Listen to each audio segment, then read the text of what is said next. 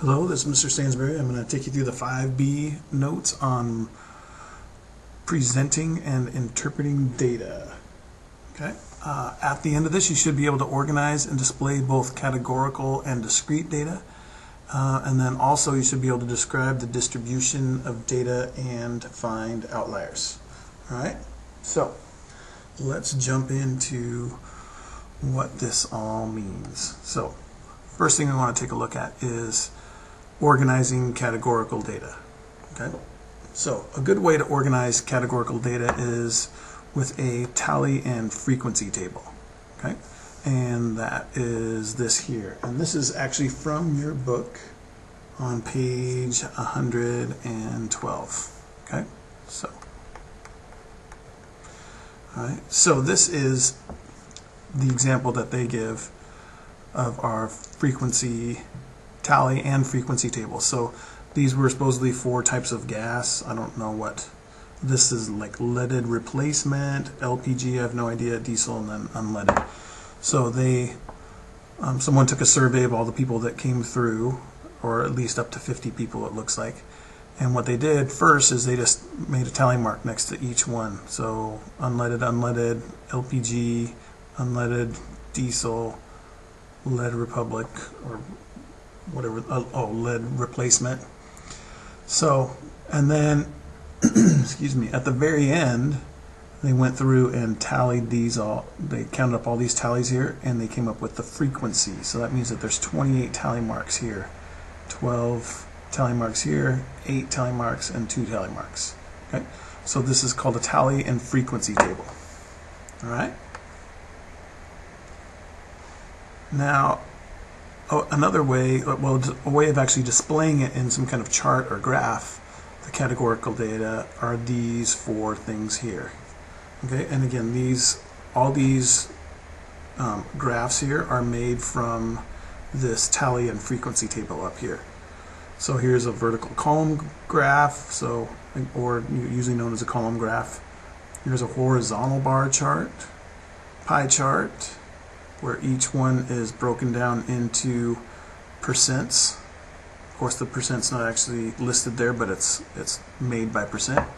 And then a segment bar chart, which is also made by percent. I guess you could actually make it just by a total number too, but these are 4 different ways of displaying categorical data. This vertical column graph, or again the column graph, is probably the most widely used, and then sometimes you'll see a pie chart, and once in a while segment bar chart, but you don't see horizontal bar chart very often.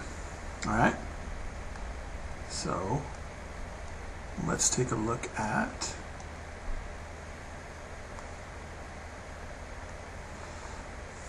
how to organize discrete numerical data.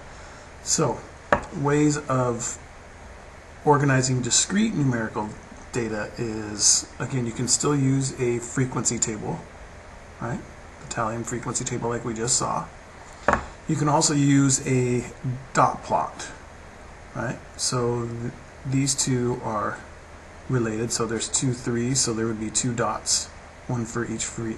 So the frequency would be the number of dots here. So there's the number 4 was tallied up 9 times, so there should be 9 dots here, 13 dots here, 5 dots there, 1 dot there. Okay. Another example, it would be a stem plot, they call it, or a stem and leaf plot. And this one here, this is the first digit and this is the second digit. So for example, all the data for this one here would be, the first one would be 9, and then the next one would be 17, because that's 1, 7, and then the next one would be 11, 28, 23, 26, 26, 27, 26, 24, so forth and so on. So again, this is the tens place, and these all are the ones place here. Okay, so that's another way to look at it. Now, when you're deciding how to organize your discrete numerical data, you need to kind of pick which one would be the best. Now, if you look at this one here, the numbers 3, 4, 5, 6, and 7 show up. This one would not be a really good one to show as a stem and leaf plot, because if you show this as in a stem and leaf, the stem and the leaf, they're all single-digit numbers. So your stem is going to be 0 on all of these. And then like if we were going to just list these all in order like this, it would be 0, 3, 3, and then we'd have 9 4s, so forth and so on, all the way down to the last one, which would be there was 1 7. So they would all be listed out in a big long line like that. So that would not be a very good way to display this data. Okay. Same example. This data here would not be a really good one to do probably as a frequency table, because again you go all the way from 9 up to 51, so that would be a lot of numbers to list in there. You could make it as a range on a frequency table, which would be fine. You know, like say the I don't know, like you could do the from 0 to 9, from 10 to 19, 20 to 29, so forth and so on. But this over here works good for this data. This stem and leaf works good for this type of data here, where you don't have a whole lot of repeating numbers. This is good if you have a whole bunch of repeating numbers. Like again, there's 13 5s. There's only a few repeats in here. Like there's 2 26s, 2 35s, and that looks like about it. So anyway, that's how you would organize that data. So let's take a look at a few more things, and then we'll take a look at an example. So describing the distribution of the data set. So here's our data set here. Many data sets show symmetry or partial symmetry about the mode, and when you get, and that's an example here, so there's the mode, that's the one that happens the most often, and it's got a nice little even shape to it. It's symmetrical, right? Because if you take this and cut this in half here and fold it on top of itself, then you would end up getting the same exact graph. That's the symmetry. Okay, we call this a symmetrical distribution. Okay. All right. Now, sometimes the data can be skewed as well. So again, here's a nice symmetrical distribution. So you fold it one side to the other. Sometimes the data is going to be skewed to the right, and when it's like there's more data on the right side, it's called a negative side. The negative side is stretched. So in other words, like you kind of picture holding onto this here and you pull it this way. So this negative side here got stretched. So this is a negatively skewed distribution. Okay. And then the other way is if you take that top piece and pull it to the left there, the positive side gets stretched. So that's called a positively skewed distribution. All right. Okay. Last thing, we're going to take a look at an example. There aren't actually any good examples in the book, so I just made up my own, and we'll give this one a shot. All right. So, a survey of 20 random people were asked, how many Mr. Stansbury fan club meetings did you attend last week? And the following data was collected. Now, this is not one big huge number. These are 20 different numbers. So the first person attended 4 meetings, second person attended 2, third person attended 4, so forth and so on. Okay? So, first question is, what is the variable in this investigation? So what changes is basically what they're asking, right? So the thing that changes is the number of meetings, right? So number of meetings attended.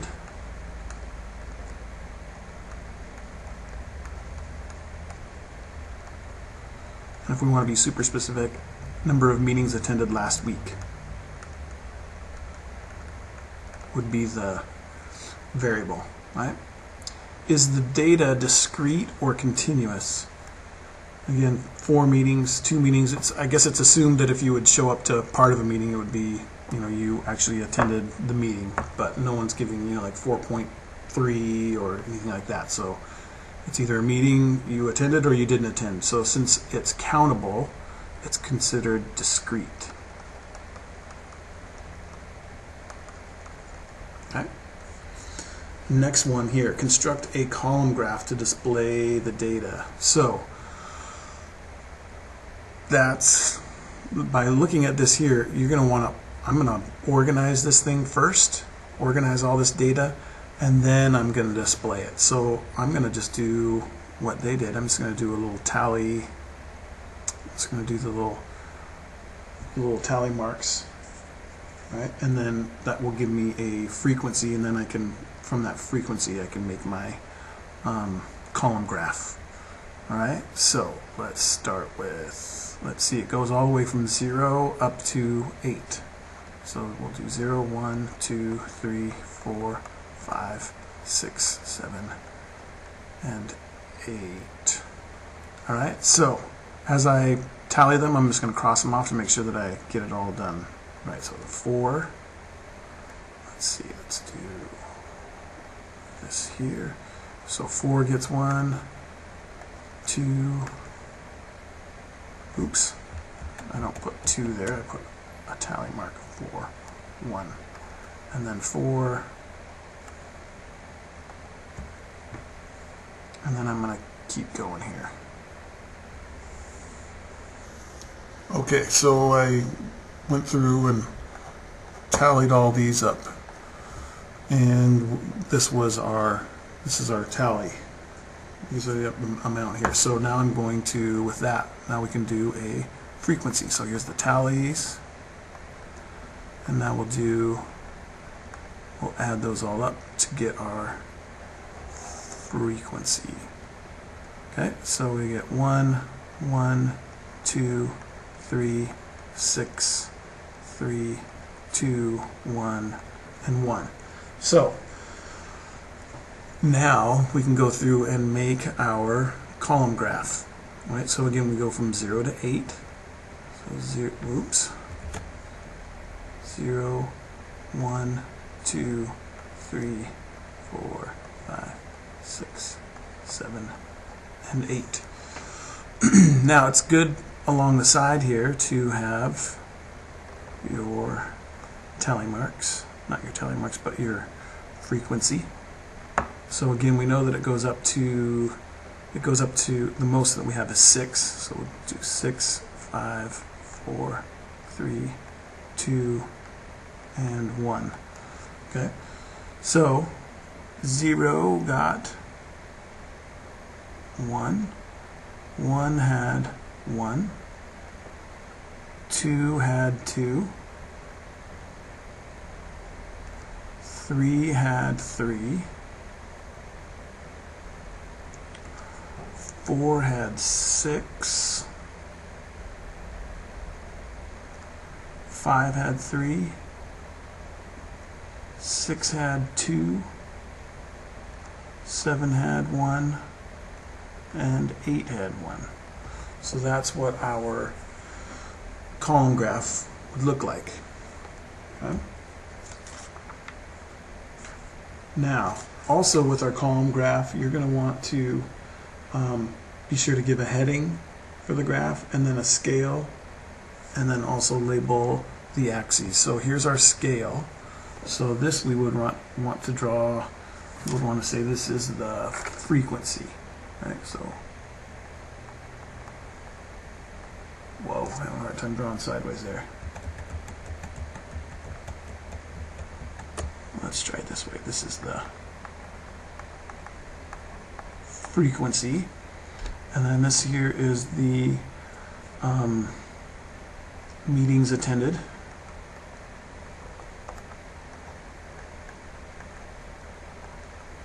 And again, you're going to have a title for this here, so you usually put that up top. So this is number of Mr. Stansbury fan club meetings attended last week. Okay, I want to be as specific as possible on those there. Okay, so construct the column graph that is to display the data. That is this right here. Okay. How would you describe the distribution of the data? So if you take a look at that, it's pretty nicely, it's a nice pretty little graph there, which gives us a nice even distribution. So again, symmetrical distribution would be what we'd want to call that. So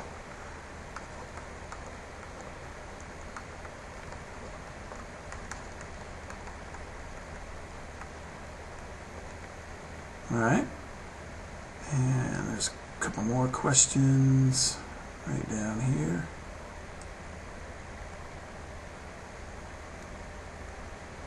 Okay, are there any outliers? In this data here, there are not any outliers because all the data fits in nice. I mean, there's some people that are, not very cool because they didn't show up to any meetings, and that person only showed up to one. But there's not really any outliers. This person was so, dedicated. They showed up to 8 different meetings last week. So that person's that's my favorite. So, but there are no outliers. Okay.